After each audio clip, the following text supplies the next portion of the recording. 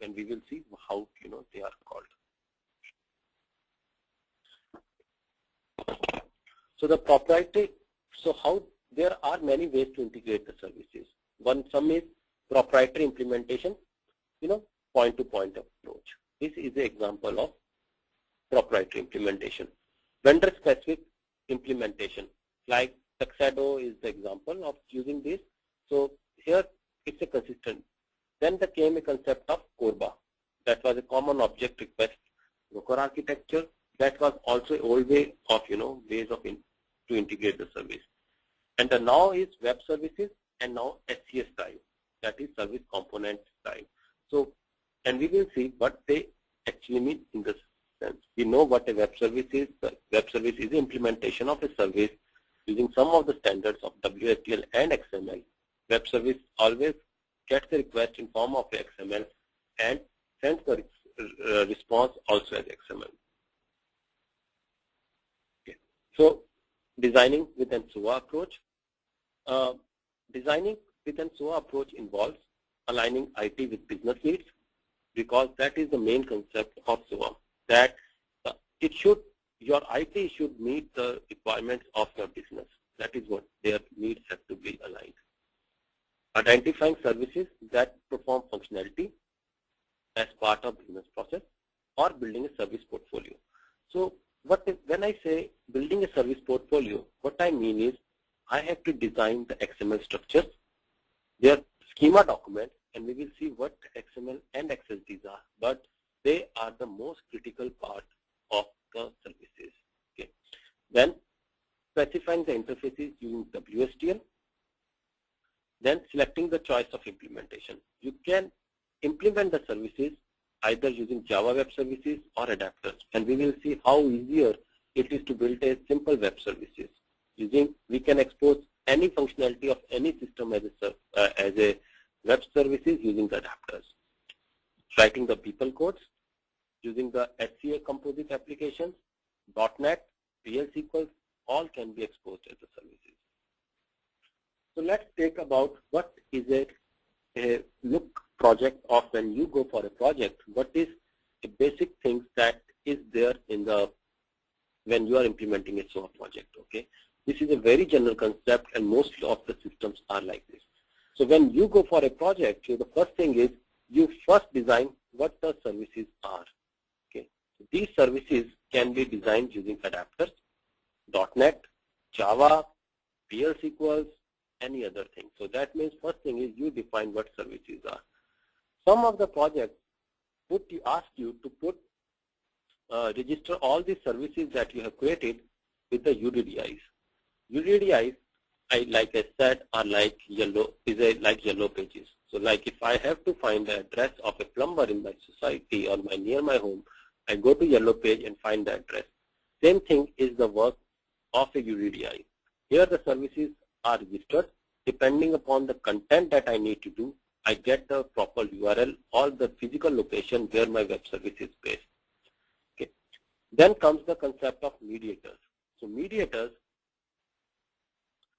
do only major three things. They route the data, they transform the data, they virtualize the data.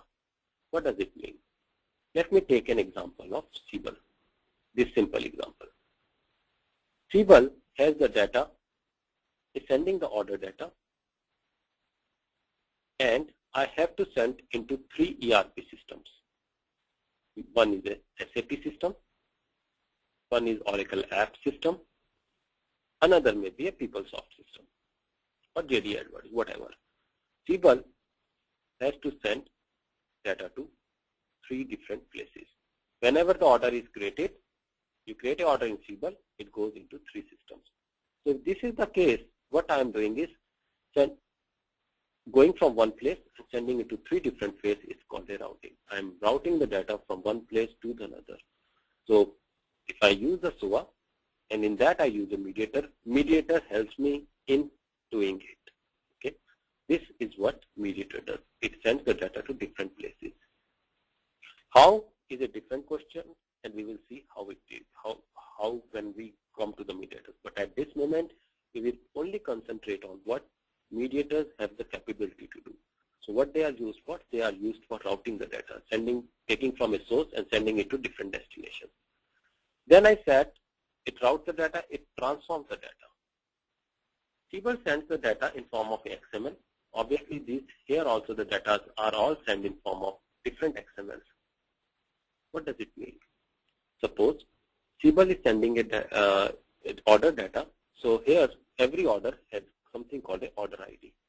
The word is order ID in Siebel. But SAP doesn't have anything called an order ID. They call it order number.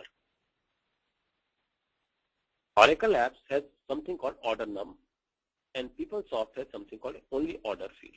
Okay, so that means I have to map order ID to the order number, order num in Oracle Apps, and order this. So that means these are, in a way, they are all different fields, right?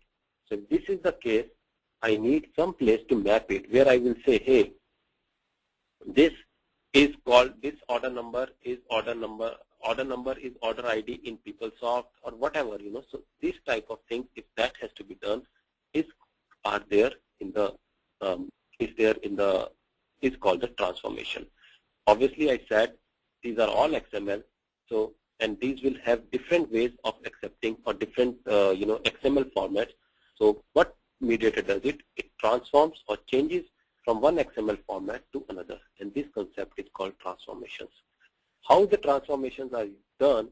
They are done using the XSLTs, okay, or the the XML style sheets, some people call it. So they are used to do it, and we will see how to get all this. Then we will again create this simple scenario. Okay. Then the concept changes. I see what a routing means. Routing, sending the data. Transformation means converting one format of XML into the another different format of the XML suitable for the end system.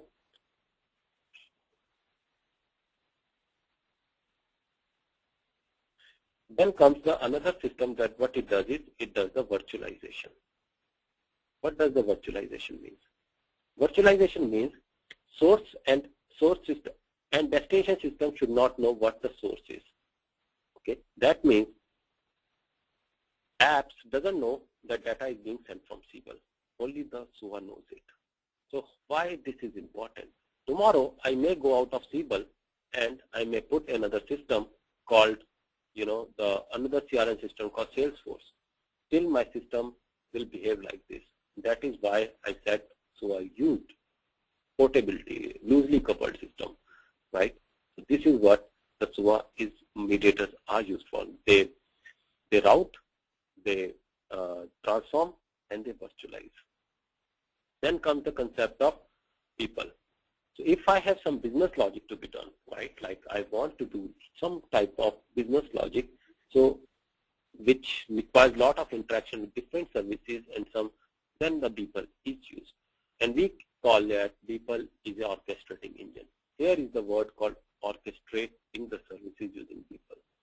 So the word is orchestrate. So orchestrate word has come from the word called orchestra. Everybody has seen an orchestra. So if you have seen an orchestra, you must have noticed that there are musicians and there is a person who is standing in the middle who directs them. Okay. So every musician has the ability to play independently, but his tune, when he is sitting in an orchestra, the central authority or the central person directs it, and they all play together to make some type of good music. So this is a word, the example of orchestrate. And from there, same thing does the people does. People only orchestrates the services. What I mean is, let's talk about a business process that we just decided.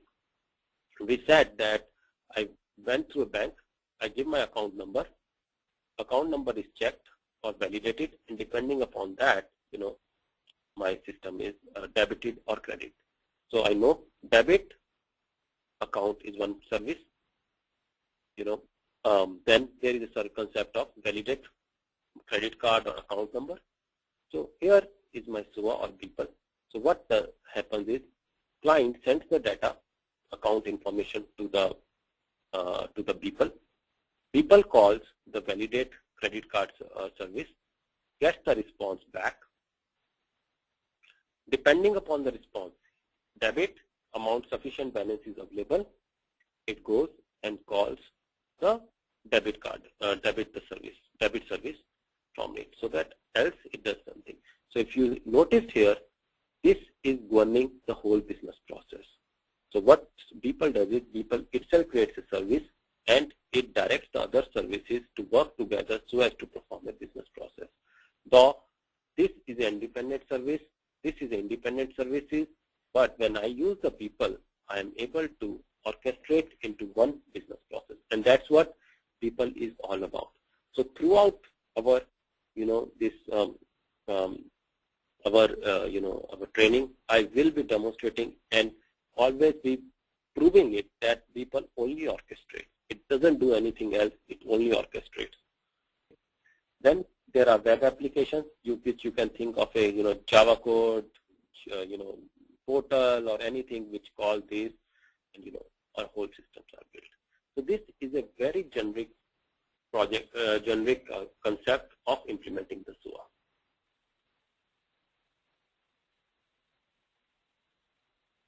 So any questions anybody has for this? Let's take a time and talk on this MSQ. And I know Siebel has the capability to read from a JMSQ. I can do that. This is also integration, right? BIs are more about getting the reports out of it, right? But if I have, but what is the disadvantages of having these type of systems? The one thing is, if it's a very small business process, it works. But suppose you have the customer informations, or you have a big some logic, or a very heavy integration where you need to send lot of data, right? Or you have to do churn lot of data, or So in these cases, these type of you have to write lot of customizations to do that. So in these places, what SOA does is SOA using all your it's all of its components. You can always send to SOA.